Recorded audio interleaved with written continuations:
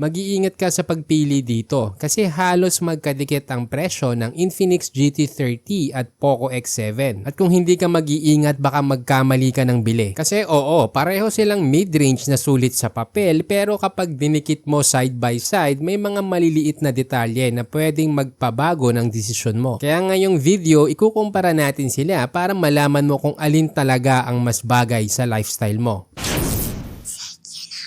Sige, unang laban agad display. Kung lagi kang nanonood ng YouTube, Netflix o mahilig mag-scroll sa TikTok, dito agad makikita ang pinakamalaking difference ng Infinix GT30 at Poco X7. Sa GT30, meron kang 6.78 inch na may 1.5K AMOLED screen. Malinaw dahil sa 1224 by 2720 pixel at may 144Hz. Ibig sabihin, smooth siya kahit simpleng scrolling lang. Ang lakas din ng brightness kasi umaabot ng 4500 nits peak kaya kahit tirik ang araw sa labas, malinaw pa rin ang view. Protected din ito ng Gorilla Glass 7i at may IP64 rating. Pero teka, hindi rin magpapatalo ang X7. Medyo mas compact siya sa 6.67 inch AMOLED. Pero ang panalo dito ay yung support niya sa HDR10 Plus at Dolby Vision. Ibig sabihin, kung hilig mo manood ng Netflix series o movies, mas cinematic at mas accurate ang kulay. Brightness wise, hanggang 3000 nits peak siya which is lower kaysa sa GT30 pero sapat pa rin kahit outdoor use. Ang isa pang panalo dito ay yung extra protection dahil sa Gorilla Glass Victus 2 at mas mataas na IP68 rating. Kung isa-summarize natin, panalo ang GT30 pagdating sa raw brightness at smooth refresh rate. Perfect para sa mga gamer. Pero kung hilig mo manood at mas priority mo yung cinematic experience, mas lamang ang X7 dahil may Dolby Vision at HDR10 Plus support. Dagdag pa, mas angat din ang protection nito dahil sa Gorilla Glass Victus 2 at full water resistance with IP68 rating. Which is kung rider ka o delivery partner, malaking bagay na to. Ngayon, punta tayo sa performance. Syempre, ito yung pinaka-importante para sa gamer at heavy user. Sa GT30, naka-Android 15 na agad siya out of the box at gamit ang bagong Dimensity 7400 processor. Mas malakas ito dahil mas mataas ang benchmark score, about 12% faster kumpara sa X7. Kaya kung mahilig ka sa MOBA o FPS games, mas smooth talaga ang experience. Si X7 naman naka-Dimensity 7300 Ultra. Halos kapareho din ng spec, same 8GB RAM at 256GB storage at upgradable pa sa Android 15. So in real life use, mabilis pa rin siya para sa multitasking at gaming pero lamang ng konti si Infinix sa raw performance. Ang pinaka-takeaway dito, mas future ready at mas mataas ang raw power ng GT30 pero stable at reliable pa rin ang X7. Sunod naman, camera setup. Dahil syempre, hindi lang naman gaming ang gamit natin sa phone. Sa GT30, meron kang dual camera system. Naka 64 megapixel main na may digital stabilization at 8 megapixel ultra-wide para sa mas malawak na shots. Pwede ka rin mag-record ng video up to 4K tapos 13 megapixel ang selfie. Ang X7 naman, triple camera na agad. May 50 megapixel main na may OIS. Ibig sabihin, mas stable ang kuha lalo na kung mahilig kang mag-shoot habang naglalakad o nagta-travel. Meron din siyang 8 megapixel ultra-wide at dagdag na 2 megapixel macro lens para sa close-up shots. Sa selfie side naman, mas mataas din dahil 20 megapixel. Kung isa-summarize natin, mas mataas ang megapixel count sa main cam ng Infinix GT30 pero lamang ang Poco X7 sa stabilization at mas malinaw na selfie camera. Kaya kung content creation ang habol mo, mas practical ang Poco. Pero kung casual shots lang at mas priority mo yung gaming performance, hindi ka rin bitin sa GT30. By the way, yung nakita nyong f1.8 sa Infinix at f1.5